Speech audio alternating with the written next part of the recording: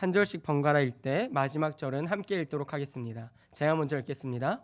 그러므로 한 사람으로 말미암아 죄가 세상에 들어오고 죄로 말미암아 사망이 들어왔나니 이와 같이 모든 사람이 죄를 지었으므로 사망이 모든 사람에게 이르렀느니라. 죄가 율법 있기 전에도 세상에 있었으나 율법이 없었을 때에는 죄를 죄로 여기지 아니하였느니라. 그러나 아담으로부터 모세까지 아담의 범죄와 같은 죄를 짓지 아니한 자들까지도 사망이 왕노릇하였나니 아담은 오실자의 모형이라. 그러나 이 은사는 그 범죄와 같지 아니하니 곧 한 사람의 범죄를 인하여 많은 사람이 죽었은즉 더욱 하나님의 은혜와 또한 한 사람 예수 그리스도의 은혜로 말미암은 선물은 많은 사람에게 넘쳤느니라. 아멘. 제가 중학생 때 이 가정과 기술이라는 수업이 있었어요. 지금도 있나요? 지금도 있어요. 그래서 제일 이 최신 업데이트판이니까 고등학생 때 있나요? 고등학생 때 있어요. 그래서 가정 시간에는 막 곰인형 꼬매기를 했던 게 기억나요. 막 쿠션 만들기. 하지만 저는 항상 그것을 완성품을 만들어내지 못하는 학생이었거든요. 왜냐면 제 손이 이게 야무지지가 못해가지고 저희 그 유치부에 수아는 손이 되게 야무진데 전 수아보다 손이 야무지지 못하거든요. 그래서 막 바느질을 해도 막 삐뚤빼뚤하다가 막 정 안 되면 짝꿍한테 미안한데 이것 좀 해줘, 막 바늘기에 실 좀 넣어줘, 막 이렇게 부탁을 했었어요. 근데 그 중에 이제 기술 선생님이 나이가 좀 있으신 분인데 이분이 이제 참 지혜롭다고 생각한 게 막 사실 다 떠들잖아요 수업 시간에. 저만 떠들었어요? 네. 막 친구 뒤통수에 지우개 조각 안 던져 보셨어요? 아영자매 역시 청원 역시 청원 출신 학연입니다. 네. 막 장난을 치잖아요. 장난을 칠 때 막 야 너네 조용히 안 해? 이렇게 하면 잠깐 조용해지는 것 같은데 다시 막 다 이렇게 북적북적 시끄러워져요. 그래서 이 기술 선생님의 독특한 그 기술이 있었는데 딱 다 조용해라고 얘기하지 않고 너 나와 딱 이렇게 얘기하시는 거예요. 너 나와. 그럼 그 순간 모두가 싹 조용해져요. 왜요? 혹시 나 불렀나? 혹시 내가 떠들는 거 걸렸나? 그래서 정말 싹 조용해지는 거예요. 그래서 우리가 교회에서도요, 우리는 죄인입니다 하면은 사실 별로 와닿지 않아요. 와닿으세요? 네. 저는 막 우리는 죄인입니다 이렇게 우리로 묶어버리면 사실 막 그냥 그런가 보다 하는데 제가 만약에 당신은 죄인입니다 다 이렇게 얘기하는 거예요. 당신은 죄인이에요. 눈을 부라리면서 희원 집사님 죄인이에요. 이 지독한 죄인. 이렇게 얘기하면 이미 딱 기분이 좋아요, 나빠요? 사실 나쁘죠. 저한테도 죄인이라고 그러면 제가 죄인인 걸 알면서도 아무리 그래도 어떻게 나한테 죄인이라고 할 수 있어라고 생각할 거예요. 근데 성경은요, 우리한테 여러분은 죄인입니다라고 얘기함과 동시에 당신은 죄인입니다라고 얘기해요. 그럼 여기서 조건부가 뭐예요? 죄인의 조건부는 뭐예요? 죄를 지었다는 것이죠. 근데 한번 또 질문을 던져볼게요. 여러분은 죄를 믿으시나요? 예수를 믿는다는 건 저희는 사실 기정사실화 아니면 큰일인데 예수 믿는 은혜가 있기를 우리가 예수를 믿는다라고 얘기를 많이 해요. 근데 죄는 어떤 믿음의 존재나 그게 아니라 내가 끊임없이 넘어서야 할 그 문제로만 인식하고 내가 죄인인 거를 알고 고백하지만 사실 우리가 죄라는 걸 굉장히 추상적이면서도 별로 와닿지 않는 그 실체로 인식한다는 거예요. 또한 우리가 죄를 믿는다는 건 굉장히 어려운 문제예요. 왜 어려운 문제냐면 제가 예를 들어서 여기 있는 물을 딱 누구한테 탁 뿌렸어요. 죄예요? 죄가 아니에요? 아니에요? 막 뿌리고 다닐까요, 제가? 어떻게 막 조시는 분 막 물총 앞으로 들고서 막 쏴드려요? 네. 근데 죄예요. 누군가를 제가 때린 것도 죄예요. 근데 이건 윤리적인 죄죠. 사실 어떤 예의법에 관한 그 죄예요. 근데 성경이 말하는 죄는 그런 죄가 아니라는 거예요. 그런 죄도 얘기하지만 가장 중요하게 얘기하는 죄는 뭐냐면 바로 원죄라는 것을 얘기해요. 근데 이 원죄가 얼마나 말도 안 되는 건지 하나님이 사람을 만드셨대요. 그리고 한 가지 약속을 하셨어요. 창세기 2장 17절입니다. 선악을 알게 하는 나무의 열매는 먹지 말라. 내가 먹는 날에는 반드시 죽으리라 하시니라. 이게 하나님이 아담과 하와 그리고 아담에게 약속한 거예요. 최초의 인류에게 약속한 거예요. 다 너 거야. 근데 선악을 알게 하는 나무의 열매는 먹지 마. 그럼 네가 이걸 먹는 날, 내 명령을 어기는 날에는, 불순종하는 날에는 반드시 네가 죽을 거야. 근데 우리는 알고 있어요. 최초의 인류가 이 약속을 지켰나요? 어겼나요? 어겼어요. 창세기 3장 1절입니다. 그런데 뱀은 여호와 하나님이 지으신 들짐승 중에 가장 간교하니라. 뱀이 여자에게 물어 이르되 하나님이 참으로 너희에게 동산 모든 나무의 열매를 먹지 말라 하시더냐. 3장 5절 읽겠습니다. 너희가 그것을 먹는 날에는 너희 눈이 밝아져 하나님과 같이 되어 선악을 알 줄 하나님이 아심니라. 뱀이 이렇게 교묘하게 와서요, 야, 하나님이 너희한테 모든 거 다 먹으라고 했니? 근데 하우가 아니라는 거예요. 너네가 이 선악을 알게 하는 나무의 열매를 먹으면 너희가 하나님처럼 될 줄 알고 하나님이 너희 거 먹지 말라는 거야. 너희가 하나님처럼 될 거 알고 하나님이 이것을 먹지 말라고 명령하신 거야. 너희는 죽지 않을 거야 라고 속입니다. 그리고 그 죄에 속아서 이 최초의 인류였던 이 아담과 하와는 마음껏 비웃으시죠. 말이 잘 안 나오네요. 네. 아담과 하와는 이 죄를 지어요. 그 죄는 하나님의 명령에 대한 불순종이었어요. 또한 그 죄라는 것은 하나님의 명령에 대한 거역이었어요. 그리고 그 죄의 결론, 그들이 죄를 짓게 된 그 결론, 그 결과는 무엇입니까? 내가 하나님처럼 되고 싶은 그 욕심이 우리 그 인류 안에 있었다는 거예요. 야고보서 1장 15절에선 이렇게 기록하고 있습니다. 욕심이 지금 화면이 나오나요? 네. 모니터는 계속 깜빡거려서 욕심이 잉태한즉 죄를 낳고 죄가 장성한즉 사망을 낳느니라. 인류에게는 큰 욕심이 하나 있었어요. 뭐가 있었냐면 바로 내가 하나님이 되는 것이었어요. 그것을 하나님은 원죄라고 부르셨어요. 어떤 거요? 하나님의 권위에 도전하는 일, 하나님의 명령에 불순종하고자 하는 그 마음, 하나님처럼 되고자 하는 그 욕심을 하나님은 우리를 보시며 죄라고 얘기했어요. 그리고 그 죄의 결과는 무엇입니까? 바로 사망이라고 하나님은 말씀하신 것이죠. 그럼 하나님처럼 된다는 것을 많은 얘기를 할 수 있겠지만 성경은 이렇게 얘기합니다. 예레미야 33장 2절에 이렇게 기록합니다. 이를 행하시는 여호와, 그것을 만들며 성취하시는 여호와, 그의 이름을 여호와라 하는 이가 이와 같이 이르시되. 예레미야가 여호와를 이렇게 설명해요. 이를 행하시는 분, 그 일을 만들며 직접 성취하시는 분, 자신의 이름을 여호와라고 명하시는 그분이 이렇게 말씀하셨다. 여호와란 이름은 출애굽기 3장에 나옵니다. 모세가 하나님께 아뢰되 내가 이스라엘 자손에게 가서 이르기를 너희의 조상의 하나님이 나를 너희에게 보내셨다 하면 그들이 내게 묻기를 그의 이름이 무엇이냐 하리니 내가 무엇이라고 그들에게 말하리이까. 하나님이 모세에게 이르시되 나는 스스로 있는 자이니라. 또 이르시되 너는 이스라엘 자손에게 이같이 이르기를 스스로 있는 자가 나를 너희에게 보내셨다 하라. 여기서 스스로 있는 자란 그 히브리어 발음이 야훼, 여호와라는 말이에요. 결국 스스로 있는 자는 무엇입니까? 스스로 홀로 존재하시는 분이라는 의미예요.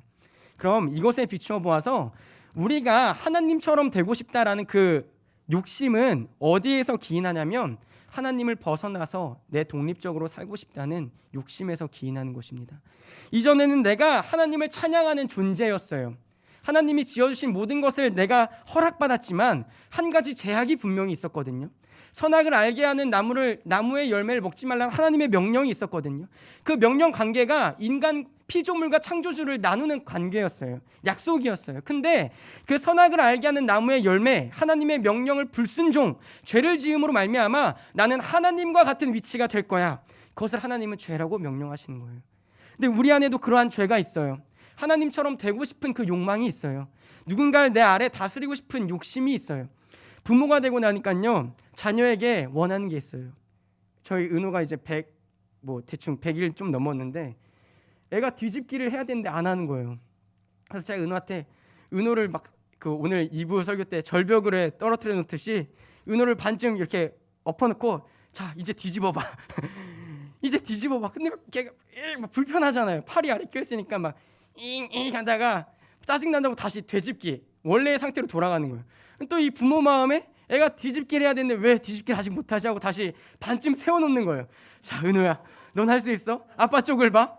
근데 애가 자기도 하고 싶은데 안 되는데 막 이렇게 막 하다가 나중에는 막 우는 거죠. 왜? 난 하기 싫은데 아빠의 욕심에 날 시키냐. 나는 지금 할 생각이 없다. 근데 왜 아빠는 계속 안 되는 걸 시키려고 하냐. 이게 이제 부모 욕심이거든요. 왜 이 얘기가 나온지는 모르겠지만 근데 하나님과 우리 관계가 약간 그런 관계예요. 하나님은 우리를 지어주시고 다 만들어주시고 이제 너가 정복하고 다스리며 살렴라고 했는데 우리는 그게 싫다는 거예요. 나 뒤집기 싫은데요. 나 하기 싫은데요. 그리고 나는 아버지한테 명령받는 존재가 아니라 아버지와 동등한 위치에서 독립한 존재로 살아가고 싶다는 건, 나도 나를 스스로, 저는 스스로 있는 사람이에요. 저는 누구를 의존하는 사람이 아니에요. 전 하나님을 의지하지 않아도 살아갈 수 있는 사람이에요. 이게 죄인의 본성이라는 거예요. 근데 우리가 이 죄를 어떻게 믿어요? 원죄가 정말 믿어지세요? 아담이 지은 죄가 내 죄라고 믿어지세요? 그거 정말 기적 아닙니까? 정말 기적이에요. 우리가 우리 안에서 죄를 인정한다는 건 그것은 정말 하나님이 믿음을 주셔야 가능한 일이에요. 세상에 나가서요, 당신은 죄인입니다. 그럼 뺨 맞을까요? 뺨은 안 맞고 욕까지는 먹어본 것 같아요. 네. 한참 20대 초반에 한참 그 혈기 뜨거울 때 노원역 10번 출구 앞에서 아침마다 복음을 전도한 적이 있거든요. 근데 되게 저를 뭔가 이렇게 불쌍한 사람처럼 쳐다보고 하더라고요. 가까운 교회 다니세요? 예수 믿으세요? 한참 뜨거웠으니까. 지금은 좀 못하고요. 네. 예수 믿으세요 하니까 이 출근하는 바쁜 와중에 그 사람들이 얼마나 바빠요. 근데 가는데 막 저를 경멸하는 표정으로 막 쳐다보는 거예요. 왜 이 사람은 이 바쁜 출근 시간에 여기 와서 인생을 허비할까? 딱 그런 표정. 근데도 그때 당시에 제 마음은 항상 기뻤어요. 어떤 다른 게 기쁜 게 아니라 그 복음을 전할 때의 내 기쁨이 있었고, 그게 좀 시간이 흘러서는 난 이런 사람이야라는 그 잘못된 복음을 전도한 이 열심 있는 사람이란 그 공로주의 때문에 한때는 기뻤던 것 같아요. 근데 우리 안에는 그 죄가 믿어지는 게 사실 많은 사람들이 인식하지 않고 교회를 다니면 난 죄인이야 그리고 난 예수 믿어라고 하는데, 예수를 믿고 따라가는 그 길이 죄라는 것이 인식되지 않으면 예수는 그저 어떤 진이 같은 존재가 돼버리는 거예요. 나의 소원을 이뤄주시는 분, 나의 뜻과 나의 비전을 맞춰서 계획을 이뤄주시는 분. 근데 예수님은 그렇게 오시지 않았거든요. 예수님은 성경에서 이렇게 분명히 얘기해요. 우리의 죄를 짊어지시고 가시는 어린 양이다. 요한복음 1장 29절입니다. 이튿날 요한이 예수께서 자기에게 나오심을 보고 이르되 보라, 세상 죄를 지고 가는 하나님의 어린 양이로다. 예수님은 우리의 소원을 들어주시려고 이곳에 오신 게 아니라 이 땅에 오심으로 말미암아 우리 죄를 짊어지시려고 오셨어요. 그럼 그 전제 조건은 무엇입니까? 우리에게 죄가 있다는 것이 하나님의 전제 조건이죠. 그게 진리이고 사실이죠. 그리고 그 죄를 믿어지게 하는 게 하나님의 사역인 것이죠. 우리가 얼마나 죄인이고 그 원죄가 우리 인생을 얼마나 피폐하게 만드는지를 우리를 믿음으로 말미암아 알게 해주시는 거예요. 그래서 우리가 십자가를 대할 때 왜 눈물이 흐릅니까? 왜 예수를 더욱 알고자 합니까? 예수를 볼수록 내 죄가 얼마나 크고 무거운지를 깨닫게 되는 거예요. 그래서 그 십자가를 대할 때마다 회개의 눈물이 마르지 않는 거예요. 근데 이 죄가 인식되지 않고 그냥 난 예수를 믿는다라고 생각해버리면 예수는 나의 구원자가 아니에요. 내 소원을 이뤄주는 진이밖에 되지 않는 거예요. 어느 날 그런 신앙, 그러니까 나는 예수를 믿지. 나는 예수를 믿지. 근데 그 예수가 날 위해서 무엇을 행하셨는가? 날 위해서 무엇을 행하셨는가? 그럼 딱 하나인 거예요. 죄에서 나를 구원하셨다. 이거 하나로 기독교의 신앙은 끝나는 거예요. 제가 복음을 항상 두 가지로 설명하는데요. 첫 번째는 죄사함, 두 번째는 부활. 첫 번째 이 죄사함이 우리에겐 굉장히 큰 은혜입니다. 죄를 알지도 못하던, 죄를 알지 못해서 사망의 길로 걸어가던 우리 인생에 하나님이 말씀으로 우리 인생을 조명해 주실 때에 우리 안에 죄가 얼마나 무서운 것인지를 뼈저리게 느끼게 해주세요. 그래서 사도행전 초기에 초대교회에 복음을 전하니까 우리가 그럼 어떻게 해야 됩니까? 우리가 어떻게 해야 됩니까? 사도들에게 이 사람들이, 복음을 듣는 사람들이 나와서 물어보는 거예요. 우리가 어떻게 해야 돼요? 우리가 어떻게 해야 돼요? 그때 사도들이 어떻게 얘기합니까? 회개하고 성령으로 세례를 받으라. 회개하라는 거예요. 우리의 죄를 뉘우치라는 거예요. 그 길을 예수 그리스도가 열어주셨다는 거예요. 이전에는 길이 없었어요. 단편적인 죄사함의 제사만 존재했어요. 근데 이제 예수 그리스도께서 십자가에서 죽으심으로 말미암아 우리가 죄를 깨달았을 때 비참하게 난 이제 끝난 인생이야. 죄를 마주하고 난 끝난 인생이야. 그게 아니라 우리 앞에 길을, 휘장을 열어두셔서 이제 내 앞에 나오라고, 죄사함의 근원 가운데로 나오라고 예수 그리스도께서 그 길을 열어두셨다는 거예요. 로마서 8장 1절 2절입니다. 그러므로 이제 그리스도 예수 안에 있는 자에게는 결코 정죄함이 없나니 이는 그리스도 예수 안에 있는 생명의 성령의 법이 죄와 사망의 법에서 너를 해방하였습니다. 로마서 8장 1절 2절에서 무엇이 바뀝니까? 이제 통치가 바뀌는 것입니다. 우리가 그전에는 죄와 사망의 통치를 받던 인생에서 예수 그리스도를 믿는 그 믿음이 우리 인생의 선물로 찾아왔을 때 어떤 뉘앙스인지 아시겠죠? 우리 안에서 믿음이 자라는 것이 아니라 하나님이 그 죄를 믿고 또한 예수 그리스도를 믿음으로 죄사함과 부활을 우리에게 믿음으로 허락해 주셨을 때, 그것을 믿을 때 우리 인생의 통치가 바뀌는 사건이 발생하는 거예요. 그래서 우리가 이전에는 죄에게, 아니 사실 죄도 모르는 게 우리 인생이었거든요. 그냥 죄라고 하면 어떤 윤리적인 도덕적인 규범 가운데서 양심에 찔리는 그런 죄가 아니고요. 우리가 복음이 말하는 그 죄는 우리가 영영 죽을 수밖에 없는, 나 스스로는 조금도 그 대가를 갚을 수 없는 그 죄를 우리가 알게 되었을 때, 그 죄와 사망의 법, 우리가 감당할 수 없는 그 법으로부터 예수님은 이 땅에 찾아오셔서 우리를 자신의 소유라고 불러주시고 내 어린 양이라고 불러주시면서 그 목자는 그 통치를 옮겨주셨다는 거예요. 그래서 우리가 예수를 믿는다는 건, 그리고 우리가 얼마나 죄인인지 깨닫는다는 건 우리의 통치가 바뀌고 그 자리에서 우리가 자라나기 시작했다는 거예요. 그래서 예수를 믿을 때요, 어떤 다른 은사나 그런 것들이 우리 안에서 하나님이 주시는 그 은혜 가운데서 자라날 수 있겠지만, 예수를 더 깊이 할수록 무엇을 경험합니까? 나의 부족함을 알게 돼요. 예수를 더 깊이 묵상할수록 내 목소리가 커지는 것이 아니라 내가 인생에서 얼마나 비참한 존재였는데, 내가 정말 구제받을 수 없는 죄인이었는데 그런 죄인을 위하여 예수님이 오셨다는 것, 그것을 두 글자로 우리는 은혜라고 부르는 겁니다. 제가 예전에 꼭 알아야 되지에서 은혜를 다룰 때 은혜를 이렇게 정의했어요. 굳이 하시지 않아도 되는 일을 행하심. 죄인을 위해서 하나님이 자기의 아들을 희생하지 않으셔도 되는데 그것을 베푸신 일, 그것을 은혜라고 제가 정의했거든요. 근데 그 은혜가 우리의 죄가 얼마나 큰지 알면 알수록 그 은혜에 너무나 사무치는 거예요. 막 담임 목사님도 얘기하시잖아요. 막 자기는 쓰레기라고. 제가 그렇다고 담임 목사님 쓰레기예요 이렇게 얘기할 수는 없죠. 왜 이렇게 좋아하세요 다들? 뭔가 팬심이 아니라 뭐 큰일 났는데요 목사님. 제가 근데 우리는 다 똑같은 존재예요. 그 목사님의 고백이 목사님의 고백뿐만 아니라 성령 안에서 사실 우리의 고백이잖아요. 맞습니다 주님, 저는 쓰레기예요. 구제받을 가치도 없는, 구원받을 가치도 없는 우리 인생인데, 그 구원받을 가치도 없는 인생을 위해서 예수님이 이 땅에 오신 그것이 은혜예요. 그리고 그 은혜가 우리 인생에서 우리가 깊다고 생각되는 그 모든 죄를 무너뜨리고 덮고도 남아서 더욱 우리 삶을 풍성하게 만들어주시는 것이죠. 사도행전 10장 43절 45절입니다. 그에 대하여 모든 선지자도 증언하되 그를 믿는 사람들이 다 그의 이름을 힘입어 죄사함을 받는다 하였느니라.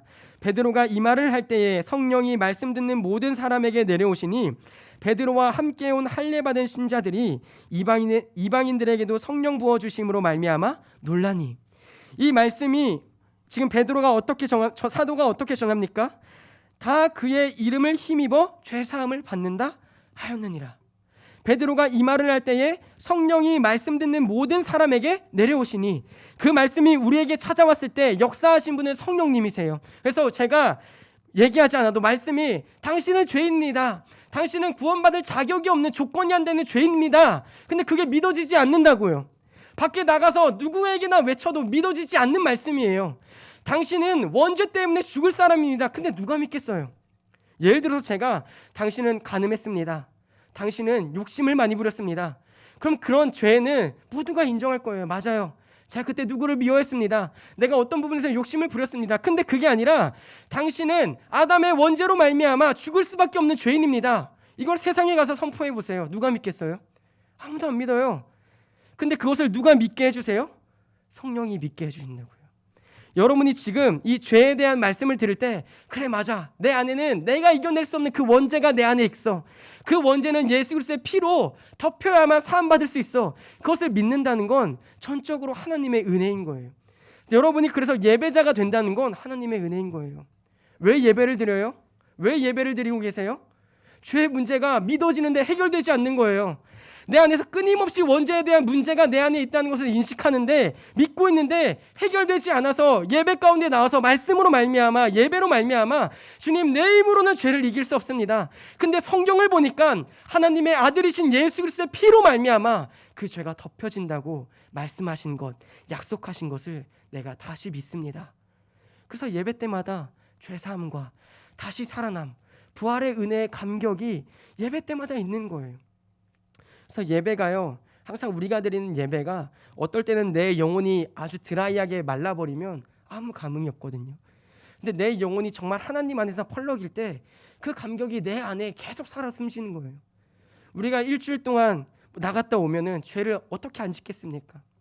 죄를 다 짓고 오죠. 저도 짓고 오고 모두가 짓고 와요. 근데 예배 때마다 그것을 믿는 거예요. 주님, 내 안에는 이 원죄가 나를 끊임없이 괴롭힙니다. 하나님이 죄책, 죄에 대한 책임을 다 무너뜨려 주시지만 그래도 내 안에 있는 죄로 말미암은 이 오염, 나를 더럽히는 이 죄성이 나를 끊임없이 더럽혔습니다. 근데 내가 또한 믿는 것은, 이 죄를 믿듯이 내가 또한 믿는 것은 그 죄를 씻어내줄 수 있는 그 보혈이 내 눈앞에 있음을 내가 믿기에 지금 이 예배자리 가운데 나왔습니다. 죄가 크지만 그 죄보다 더욱 큰 하나님의 은혜를 내가 믿기 때문에 이 시간 다시 예배드리기를 원합니다. 그것이 하나님이 원하시는 예배고 예배자의 모습이라는 거예요. 히브리서 12장 4절은 이렇게 기록합니다. 너희가 죄와 싸우되 아직 피 흘리기까지는 대항하지 아니하고. 이 말씀이 많은 이 논지를 갖고 있지만 저는 오늘 본문을 통하여서 이렇게 얘기하고 싶습니다. 이전에는 우리 죄와 싸울 수 없는 존재였거든요. 근데 여러분 금요일마다 싸우시잖아요. 그게 은혜예요.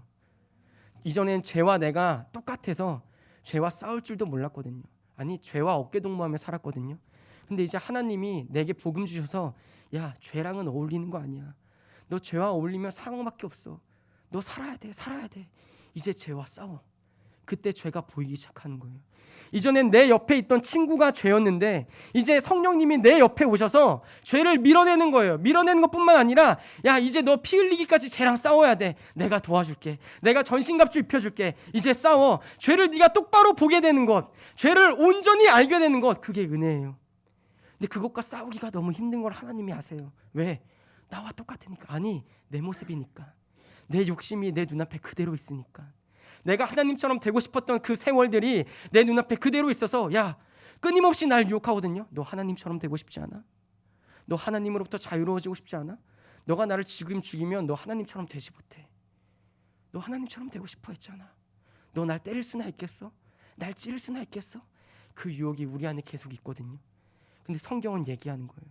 야, 이제 너가 죄가 얼마나 무서운지 알았지? 죄가 널 어디로 인도하는지 알았지?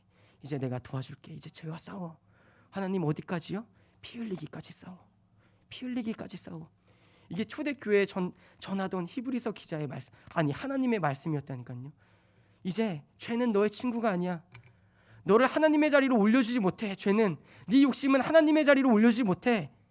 근데 그것을 내려놓고 이제 나의 자녀, 하나님의 자녀 아래로 들어갔을 때 이제 죄와 피 흘리기까지 싸울 수 있는 그 백성으로, 그 자녀로, 그 군사로 지금 하나님은 여러분을 만들어주고 계신 거예요. 당연히 힘들죠. 사역자도 힘들어요. 사역자도 두려워요. 적당히 싸우고 싶어요. 적당히 팔 한쪽만 자르고, 야, 이 정도면 정신 차렸지? 이제 절로 가. 허이. 근데 하나님은 그게 아니라는 거예요. 찌르라는 거예요. 죽기까지 싸우라는 거예요. 네가 손해가 나더라도 그걸 감수하라는 거예요. 근데 저도 잘 안 되거든요. 저도 잘 안 돼요. 그래서 우리는 항상 무릎 꿇는 거예요. 어떻게 해요? 나 좀 도와달라고. 죄를 이길 수 있도록, 죄를 넘어설 수 있도록. 아니, 만연하게 우상화되어 있는 내 모습을 깨버리고 내 안에 생명의 탑이 쌓아질 수 있도록, 주님 나 좀 도와달라고. 그 자리로 하나님은 여러분 인생에 은혜로 찾아오신 거예요. 우리에게 믿음을 주심으로 말미암아 죄를 믿게 하시고 그 죄를 이겨낼 수 있는 예수를 믿게 하심으로 우리 인생에 십자가가 필요하다는 것을, 아니 십자가만이 우리 인생의 유일한 구원 책임을 하나님은 알려주심으로 말미암아 사망의 길로 걸어가는 우리 인생, 죄와 사망의 통치 가운데 있던 우리 인생을 생명과 성령의 법으로 우리를 통치를 바꿔주신 역사를 하나님은 오늘도 여전히 여러분 인생에, 그리고 제 인생에 하고 계신 거예요. 그래서 우리가 죄와 싸울 때요, 혹은 그 죄의 강함을 그냥 인정해 버리는 거예요. 하나님, 제 힘으로 죄를 이길 수 없습니다. 피 흘리기까지 싸우라고 하셨는데요, 저는 제 손에 피 조금 나는 것도 감당할 수 없을 만큼 믿음이 연약한 자입니다. 그래서 저는 오늘도 주님의 통치가 필요합니다. 주님이 날 도와주셔야 싸울 수 있습니다. 나로 싸울 수 있도록 군사 만들어 달라고, 죄와 싸울 수 있는 군사 만들어 달라고. 그 군사가 되고 나서야, 그 한 단계를 넘어서고 나서야 다른 사람을 위해 또한 중보할 수 있는 거거든요. 그 자리까지 내가, 우리 가정이, 우리 교회가 죄의 통치를 이겨내신 그 예수 그리스도의 공로로 말미암아 나도 그 싸움 가운데로 나아갈 수 있도록 나를 도와달라고 우리는 기도해야 할 것입니다. 말씀을 마무리하려고 합니다. 아담이 이 땅에 와서 죄를 지었습니다. 그 사람은 우리 모두를 대표하여서 우리 또한 그 원죄 가운데 들어가게 됐습니다. 하지만 하나님은 그 원죄 가운데 우리를 사망의 길로 내버려 두지 않으시고 사랑하심으로 말미암아, 은혜 베푸심으로 말미암아 두 번째 아담이신 예수를 보내시어서 사망과 죄보다 더 큰 은혜를 우리에게 부어주시고 계십니다. 오늘 만일 죄와 싸우고 계신 성도분이 계시다면 우리 함께 기도하여 그 죄를 이겨내는 그 자리까지 함께 걸어갔으면 좋겠습니다. 우리 시간 찬송가 260장 함께 하나님께 올려드리도록 하겠습니다.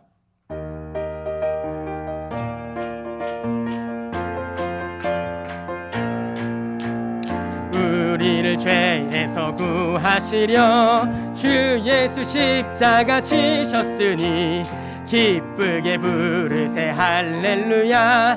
나 구워 우리를 죄에서 구하시려, 우리를 죄에서 구하시려 주 예수 십자가 지셨으니 기쁘게 부르세 할렐루야. 나 자기 이름 넣어서 다시 고백합시다. 노대연 죄에서 구하시려 주 예수 십자가 지셨으니 기쁘게 부르세 할렐루야. 나 구원 얻었네. 찬송하세 찬송하세 주님 나를 구하셨네. 찬송하세 찬송하세 주가 구원하셨네. 우리를 주께서 구했으니 이전에 행하던 악한 일과 추하고 더러운 모든 죄를 온전히 버렸네.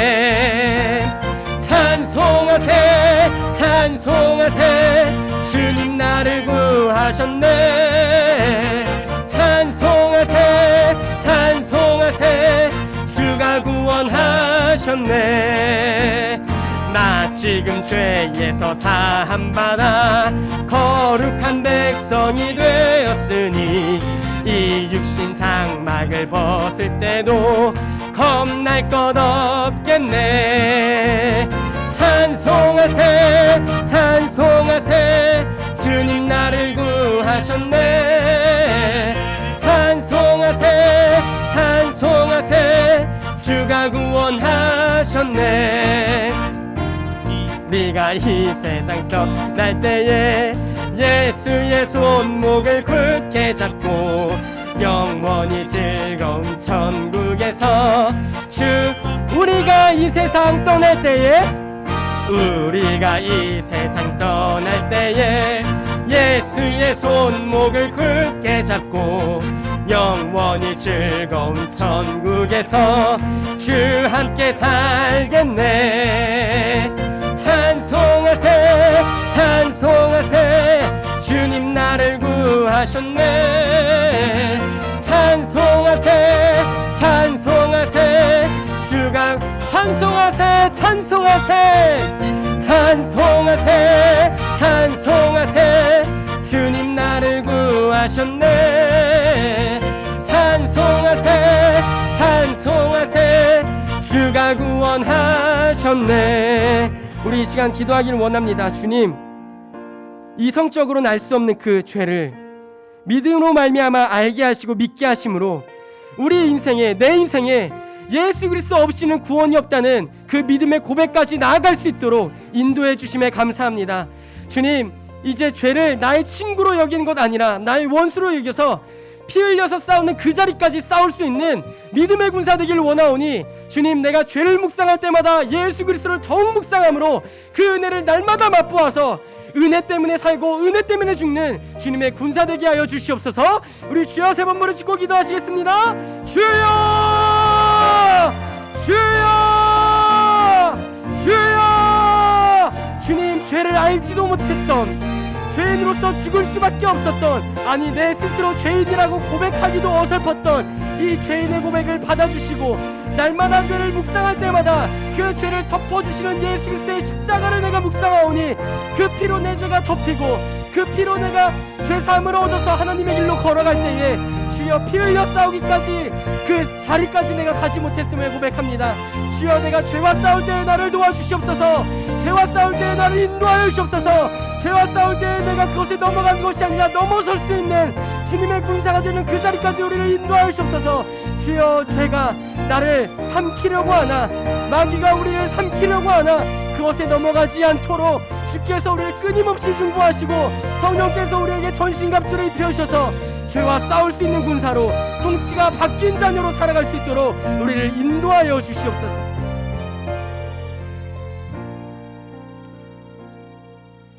죄인이라고 고백했지만 죄의 무서움을 믿지 않았었고, 죄인이라고 고백했지만 죄를 가볍게 여겨 가벼운 회개밖에 하지 못하던 우리 인생에 하나님이 말씀 들려주시고 말씀 알게 해주시고 말씀 믿게 해주심으로 이제 그 죄의 무서움을 볼 때마다 우리의 피난처 되신 그리스도의 십자가 아래로 다시 달려갈 수 있는 은혜를 허락해 주심에 감사합니다.